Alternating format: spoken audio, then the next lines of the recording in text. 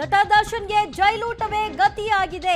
ನಟ ದರ್ಶನ್ಗೆ ಸಲ್ಲಿಸಿದಂತಹ ಅರ್ಜಿಯನ್ನ ಇದೀಗ ಮ್ಯಾಜಿಸ್ಟ್ರೇಟ್ ಕೋರ್ಟ್ ವಜಾ ಮಾಡಿದೆ. ದರ್ಶನ್ ಅವರು ಜೈಲೂಟವನ್ನೇ ಪಡೆದುಕೊಳ್ಳಬೇಕು, ಮನೆಯೂಟದ ವ್ಯವಸ್ಥೆ ಸಾಧ್ಯವಿಲ್ಲ ಅನ್ನೋ ಮೂಲಕವಾಗಿ ಅರ್ಜಿಯನ್ನ ವಜಾಗೊಳಿಸಿದೆ. ಪ್ರಸನ್ನ ಕುಮಾರ್ ಎಸ್ಪಿಪಿ ಪ್ರಬಲವಾಗಿ ವಾದವನ್ನ ಮಾಡಿದ್ರು. ಮನೆಯೂಟಕ್ಕೆ ಅವಕಾಶವನ್ನ ಕೊಡಬಾರದು ಅನ್ನುವಂತ ಹಿನ್ನೆಲೆಯಲ್ಲಿ ಇವತ್ತು ಆದೇಶವನ್ನ ಕಾಯ್ದಿರಿಸಲಾಗಿತ್ತು. ಈಗ ಆದೇಶ ಕೂಡ ಪ್ರಕಟವಾಗಿದೆ. ದರ್ಶನ್ಗೆ ಇನ್ನಷ್ಟು ದಿನಗಳ ಕಾಲ ಜೈಲೂಟವೇ ಗಟ್ಟಿ. ಅವರು ಜೈಲೂಟವನ್ನ ನನಗೆ ಆಗ್ತಾ ಇಲ್ಲ, ಅಜೀರ್ಣ ಆಗ್ತಾ ಇದೆ, ಬೇದಿ ಆಗ್ತಾ ಇದೆ, ನಾನೊಬ್ಬ ನಟ, ನನಗೆ ಪ್ರೋಟೀನ್ ಬೇಕು ಅಂತೆಲ್ಲ ಅವರು ಕೋರಿದ್ರು. ಈ ಹಿನ್ನೆಲೆಯಲ್ಲಿ ಹೈಕೋರ್ಟ್ ಮೊರೆ ಹೋಗಿದ್ರು. ಹೈಕೋರ್ಟ್ ನಂತರ ಅದನ್ನ ಮ್ಯಾಜಿಸ್ಟ್ರೇಟ್ ಕೋರ್ಟ್ಗೆ ಸೂಚನೆ ಕೊಟ್ಟು ಅಲ್ಲಿ ನಿಮ್ಮ ಒಂದು ಅರ್ಜಿ ವಿಚಾರಣೆ ಆಗಲಿ ಅಂತ ಹೇಳಿತ್ತು. ಮ್ಯಾಜಿಸ್ಟ್ರೇಟ್ ಕೋರ್ಟ್ ವಾದ ಪ್ರತಿವಾದವನ್ನು ಆಲಿಸಿ ಇದೀಗ ಆದೇಶವನ್ನು ಕೂಡ ಪ್ರಕಟ ಮಾಡಿದೆ. ನಟ ದರ್ಶನ್ಗೆ ಜೈಲೂಟವೇ ಗತಿಯಾಗಿದೆ. ಅವರು ಏನೆಲ್ಲ ಕಾರಣಗಳನ್ನ ಕೊಟ್ಟರು, ಆ ಯಾವ ಕಾರಣಗಳನ್ನು ಕೂಡ ಇಲ್ಲಿ ಪುರಸ್ಕರಿಸಿಲ್ಲ. ನಟ ದರ್ಶನ್ಗೆ ಮತ್ತಷ್ಟು ದಿನಗಳ ಕಾಲ ಜೈಲೂಟ ಮನೆಯೂಟ ಕೊಡಲು ನಿರಾಕರಿಸಿದೆ ಕೋರ್ಟ್. ದರ್ಶನ್ಗೆ ಇನ್ನಷ್ಟು ದಿನ ಜೈಲಿನಲ್ಲಿ ಸಿಗುವಂತಹ ಊಟವನ್ನೇ ಪಡ್ಕೊಳ್ಬೇಕು. ಯಾಕಂದ್ರೆ ಅಲ್ಲಿ 5,000 ಕೈದಿಗಳಿದ್ದಾರೆ. ಅಷ್ಟೂ ಕೈದಿಗಳು ಅದೇ ಊಟವನ್ನ ತಿಂತಾರೆ. ಯಾರಿಗೂ ಇಲ್ಲದ ಆರೋಗ್ಯ ಸಮಸ್ಯೆ ನಿಮಗೆ ಯಾಕೆ ಬಂತು? ನಟ ದರ್ಶನ್ಗೆ ಇಲ್ಲ ಬಿರಿಯಾನಿ ಭಾಗ್ಯ. ಮನೆಯೂಟದ ನಿರೀಕ್ಷೆಯಲ್ಲಿದ್ರು ನಟ ದರ್ಶನ್. ಅವರಿಗೆ ಇದು ಶಾಕ್ ಆಗಿದೆ ಈ ಆದೇಶದ ಮೂಲಕವಾಗಿ. ಅವರು ಮನೆಯೂಟದ ಮೂಲಕವಾಗಿ ನನಗೆ ಹೆಚ್ಚಿನ ಪ್ರೋಟೀನ್ ಲಭ್ಯವಾಗಬಹುದು ಅಂತ ಅಂದ್ಕೊಂಡಿದ್ರು. ಸುಮಾರು 10 kg ತೂಕವನ್ನು ಕೂಡ ಇಳಿದೋಗಿದೆ. ಈ ಸಂದರ್ಭದಲ್ಲಿ ಅದೆಲ್ಲವನ್ನು ಕೂಡ ರೀಗೈನ್ ಮಾಡೋ ಸಲುವಾಗಿ ನಟ ದರ್ಶನ್ ಕಾತರದಿಂದ ಕಾಯ್ತಾ ಇದ್ರು. ಮನೆಯೂಟ ಕೋರಿ ಸಲ್ಲಿಸಿದಂತಹ ಅರ್ಜಿಯನ್ನ ಮ್ಯಾಜಿಸ್ಟ್ರೇಟ್ ಕೋರ್ಟ್ ವಜಾ ಮಾಡಿದೆ. ಈ ಮೂಲಕವಾಗಿ ಬಿರಿಯಾನಿ ಭಾಗ್ಯದ ಕನಸನ್ನ ಕಾಣ್ತಾ ಇದ್ದ ದರ್ಶನ್ಗೆ ಆ ಕನಸು ಭಗ್ನವಾಗಿದೆ. ಮನೆಯೂಟದ ನಿರೀಕ್ಷೆಯಲ್ಲಿದ್ದ ನಟ ದರ್ಶನ್ಗೆ ಇದು ಶಾಕ್. ಕಿಲ್ಲಿಂಗ್ ಸ್ಟಾರ್ ನಟ ದರ್ಶನ್ಗೆ ಇನ್ನಷ್ಟು ದಿನ ಜೈಲೂಟ ಗಟ್ಟಿ.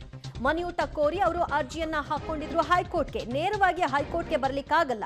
ಉಳಿದ ಆರೋಪಿಗಳು ಕೂಡ ನೇರವಾಗಿ ಹೈಕೋರ್ಟ್ಗೆ ಬರುವಂತಹ ಸಾಧ್ಯತೆಗಳು ಕೂಡ ಇರುತ್ತೆ. ನೀವು ಫಸ್ಟ್ ನಿಮ್ಮ ಅರ್ಜಿಯನ್ನ ಮ್ಯಾಜಿಸ್ಟ್ರೇಟ್ ಕೋರ್ಟ್ಗೆ ಹೋಗಿ ಅಲ್ಲಿ ಅರ್ಜಿ ಇತ್ಯರ್ಥ ಆಗದೇ ಇದ್ದಂತಹ ಸಂದರ್ಭದಲ್ಲಿ ಆಗ ಹೈಕೋರ್ಟ್ಗೆ ಬರ್ಲಿಕ್ಕೆ ಅವಕಾಶ ಇರುತ್ತೆ ಅಂತ ಕೂಡ ಹೇಳಿತ್ತು.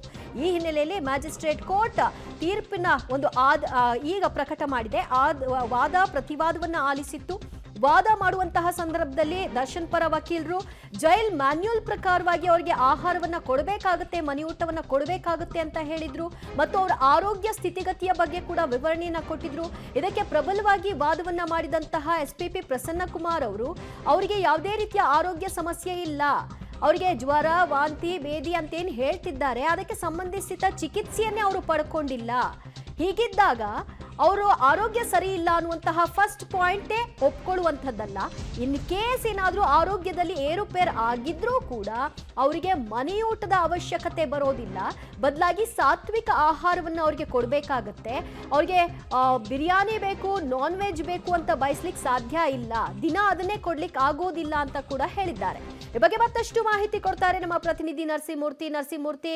ಜೈಲ್ ಮ್ಯಾನ್ಯುಯಲ್ ಪ್ರಕಾರವಾಗಿ ಅವರಿಗೆ ಮನೆ ಊಟಕ್ಕೆ ಅವಕಾಶ ಅಂತ ವಾದವನ್ನ ಮಾಡಲಾಗಿತ್ತು. ಆದರೂ ಕೂಡ ಆ ವಾದಕ್ಕೆ ಕೌಂಟರ್ ಆಗಿ ಎಸ್ಪಿಪಿ ಪ್ರಸನ್ನ ಕುಮಾರ್ ಅವರ ವಾದ ಪ್ರಬಲವಾಗಿತ್ತು. ಬಹುಶಃ ಆ ಒಂದು ಇವತ್ತಿನ ಆದೇಶ ನೋಡ್ತಾ ಇದ್ರೆ ಪ್ರಸನ್ನ ಕುಮಾರ್ ಅವರ ಪ್ರತಿಯೊಂದು ಪಾಯಿಂಟ್ ಕೂಡ ಇಂಥದ್ದೊಂದು ತೀರ್ಪು ಬರಬಹುದಾ ಅನ್ನುವಂಥ ನಿರೀಕ್ಷೆಯನ್ನ ಇಟ್ಟಿತ್ತು.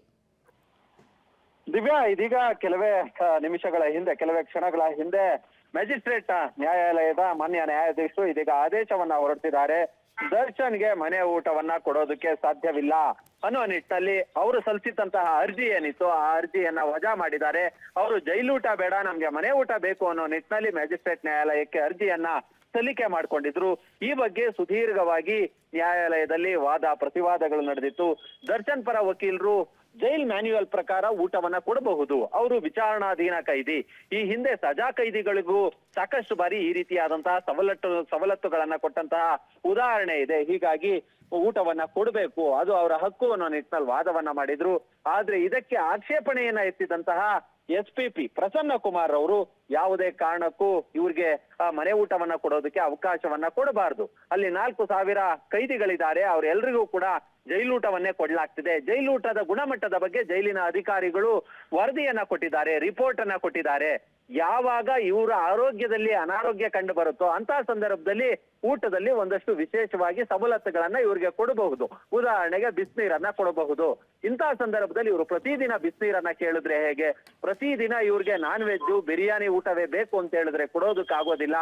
ಜೈಲಿನ ಮ್ಯಾನ್ಯುಯಲ್ ಪ್ರಕಾರ ವಾರಕ್ಕೆ ಒಂದು ಬಾರಿ ಶುಕ್ರವಾರ ಮಟನ್ ಊಟಕ್ಕೆ, ನಾನ್ ವೆಜ್ ಊಟಕ್ಕೆ ಅವಕಾಶ ಇದೆ. ಅದನ್ನ ಹೊರತುಪಡಿಸಿ ಉಳಿದ ಕೈದಿಗಳಿಗೆ ಕೊಡ್ತಕ್ಕಂತ ಆಹಾರವನ್ನೇ ಕೊಡ್ಲಾಗುತ್ತೆ ಅನ್ನೋ ನಿಟ್ಟಿನಲ್ಲಿ ಪ್ರಬಲವಾಗಿ ವಾದವನ್ನ ಮಂಡನೆ ಮಾಡಿದ್ರು. ಇದೀಗ SPP ಅವರ ವಾದಕ್ಕೆ ಮನ್ನಣೆಯನ್ನ ನೀಡಿ ಮಾನ್ಯ ನ್ಯಾಯಾಧೀಶರು ಇದೀಗ ಆದೇಶವನ್ನ ಪ್ರಕಟಿಸಿದ್ದಾರೆ. ದರ್ಶನ್ಗೆ ಮನೆ ಊಟವನ್ನ ಕೊಡೋದಕ್ಕೆ ಸಾಧ್ಯವಿಲ್ಲ. ಅವರು ಜೈಲೂಟವನ್ನ ಇತರ ಕೈದಿಗಳು ಹೇಗೆ ಜೈಲೂಟವನ್ನ ಸೇವನೆ ಮಾಡ್ತಾರೋ ಅವ್ರಿಗೂ ಕೂಡ ಜೈಲೂಟವೇ ಕಾಯಂ ಅನ್ನೋ ಮಟ್ಟಿಗೆ ಇದೀಗ ನ್ಯಾಯಾಧೀಶರು ಆದೇಶವನ್ನ ಹೊರಡಿಸಿದ್ದಾರೆ. Divya. Okay, thank you Narasimhamurthy. ಇನ್ನಷ್ಟು ಅಪ್ಡೇಟ್ಸ್ನ ನಿಮ್ಮ ಮುಂದೆ ಕೊಡ್ತಾ ಹೋಗ್ತೀವಿ. ಈ ಪ್ರಕರಣಕ್ಕೆ ಸಂಬಂಧಪಟ್ಟ ಹಾಗೆ ಈಗ ಬಂದಿರುವಂತಹ ಆದೇಶಕ್ಕೆ ಸಂಬಂಧಿಸಿದ ಹಾಗೆ.